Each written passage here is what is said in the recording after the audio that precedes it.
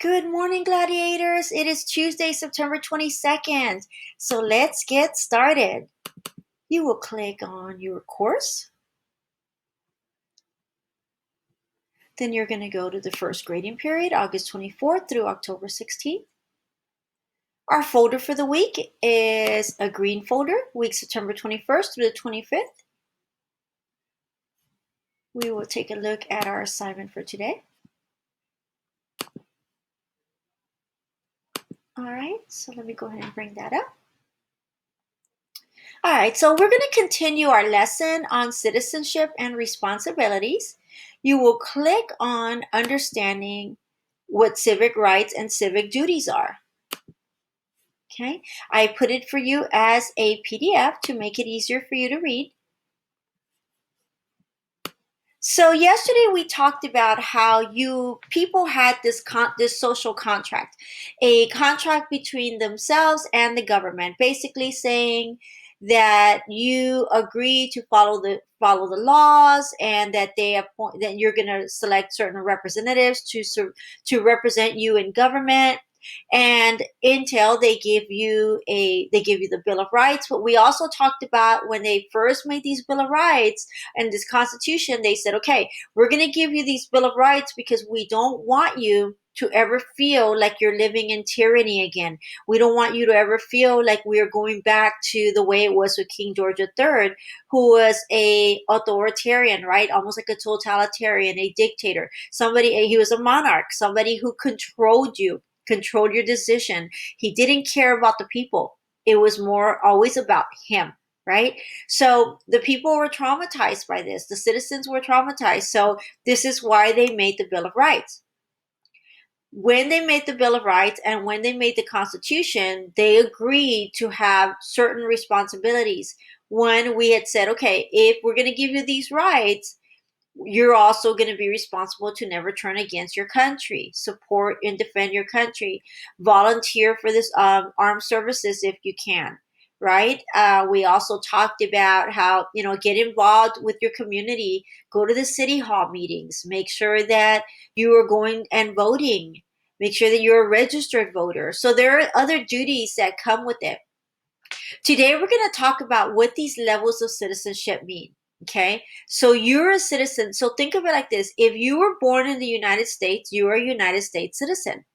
We're also going to talk about how there's two parts of being a citizen. One, people who live in a certain place or are a member of a certain community, you're a citizen. That's your community.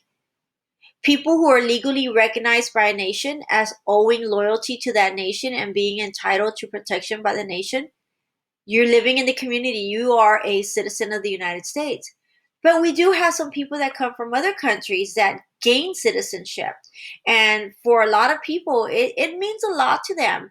I think a lot of times we take for granted the freedom that we have because it's not purposely where we're taking it for granted. It's because it's not something we think about, right? We wake up, we go to school, then we go to practice, or we play sports, or we're hanging out with our friends, or we're playing video games, or we're with our families.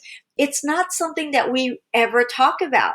So for a lot of people, especially me, I'm a historian, and you're going to learn in my class that being an American citizen is huge, right? In my class, we talk about so much about why we respect the flag, how we should salute the flag, how we should stand, where should your hand be placed, where should your left hand be placed. So we learn that a lot in my class, and we also learn about how amazing it is to live in the United States of America.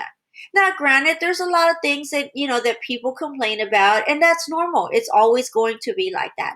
But we'll learn about that as we go along. We'll learn about how people's opinions are their own.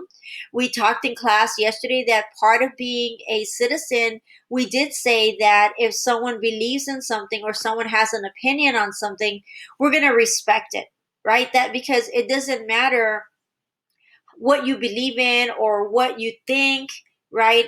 I mean, we will respect it if that's how you believe, if that's how you think, then that deserves full respect.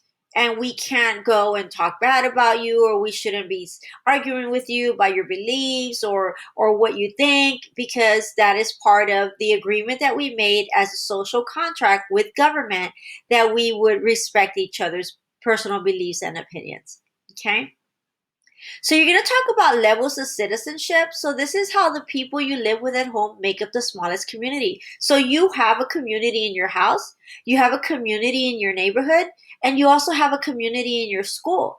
In our class, I called it a clamily because we are in class, but we are a family, right? I am like, I could be a mom figure, I could be an aunt figure, but you are my kids, you are my babies, and I will take care of you just as your parents would, right? If something happens on campus, I will protect you in my classroom, and it's all about you, because you are my kids and you are my community, my family, okay?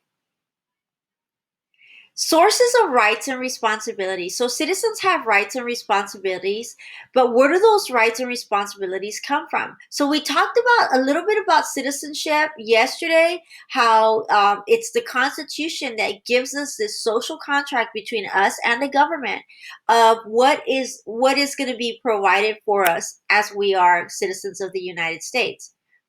A lot of times, obviously, we're born with it, right? Once you're born, you're entitled to being a citizen, you're entitled to having protection of the law, having protection of the Constitution. And we also talked about how each state has its own constitution and it sets its own laws. So every constitution is different in the states, but for in all in title, the Constitution of the United States is the same nationwide. That means all over the United States. We even have a constitution in our classes. We have a contract with one another.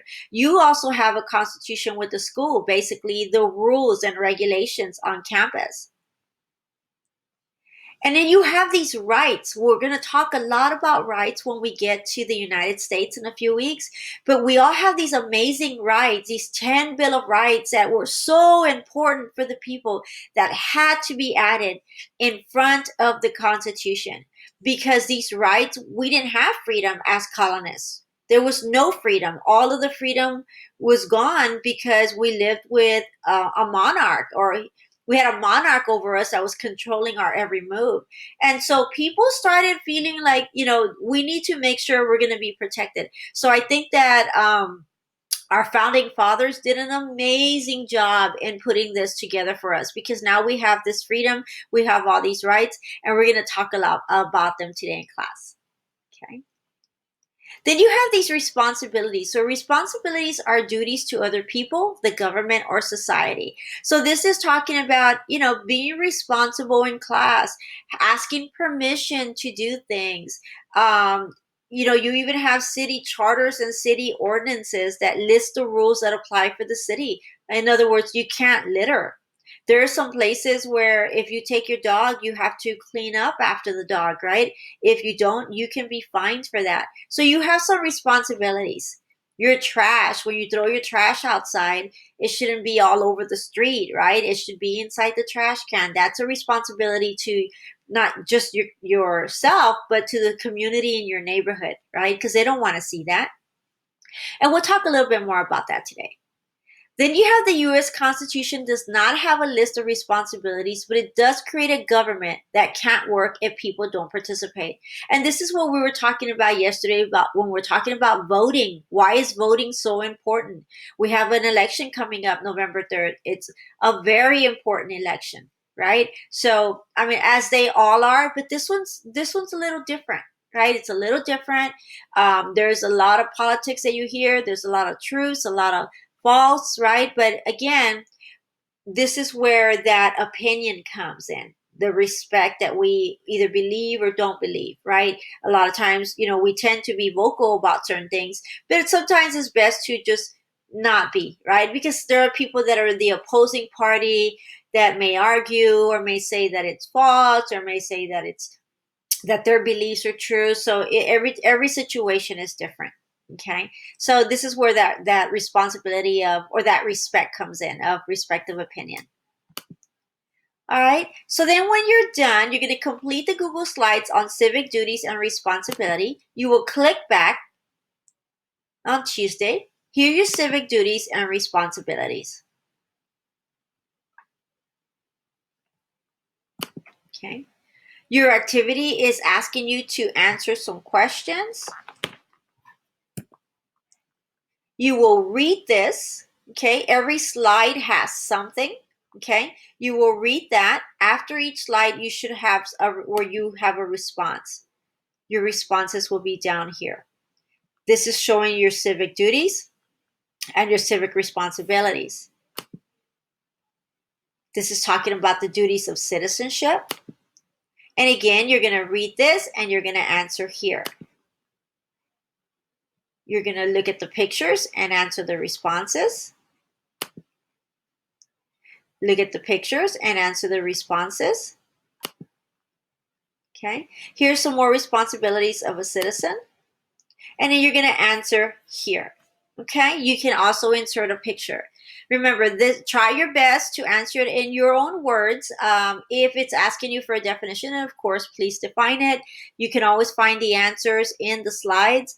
But again, this is I want to see what you have learned from this lesson, and I will be monitoring the responses just to see if you're going in the right direction. This again, it's try your best. All right. If you have any questions, please ask them in the Zoom, or you can always email me. Email me to Gmail, not to Schoology. All right. Have a wonderful day, gladiators, and I will see you in a bit.